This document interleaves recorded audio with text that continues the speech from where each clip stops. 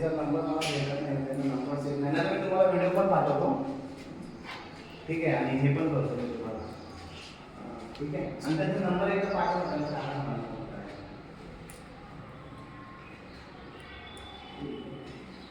Okay, आता तुम्हाला video call करू का मी? पॉसिबल आहे? ठीक आहे, चालेल.